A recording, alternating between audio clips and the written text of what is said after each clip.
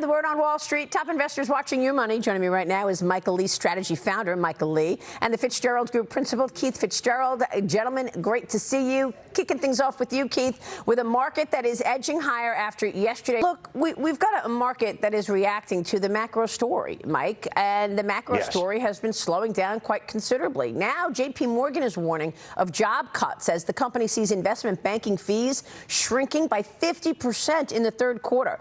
I was taken aback when I heard the 50% number. Your reaction? You know, when you're coming off record revenues and the economy slows and interest rates spike, this is almost an inevitability. Goldman Sachs announced some layoffs not too long ago as well. I think this is part of a larger macro story in that I do not believe the unemployment rate or the weekly unemployment claims actually reflect the unemployment situation in the U.S. Since 2020, we just passed the all-time high in terms of people in the labor force, but it's 2.5 years later. And over that period of time frame, you had between 2 and 3 million people enter the workforce.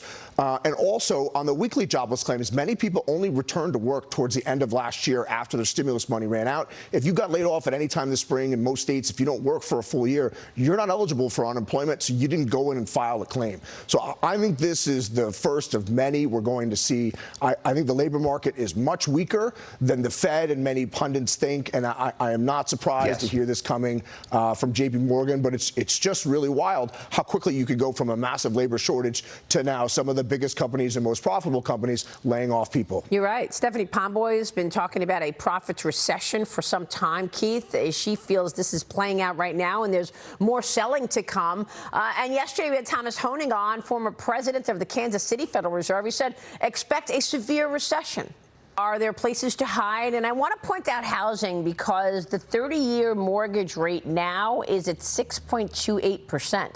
I think if you're looking for demand destruction, look in housing right now with a 6.25% mortgage rate. Has that, put a damper on what we were looking to be a very strong housing market? Yes, so I would say that's a good thing. This housing market is too strong. Unfortunately, it prices a lot of people in the lower income and asset stratosphere out of buying a home. However, you need to slow the economy down, and this multiplier effect from your housing slowing down will help reduce inflation. All the Fed can do is two ways to solve inflation: supply and demand. And what they're going for is total and complete demand destruction. So I would say that's kind of a net good thing with what the Fed has done, given how hot the housing market is. But what I would say in terms of overall markets, institutional investors are extremely bearishly positioned, which I think limits the downside on the market.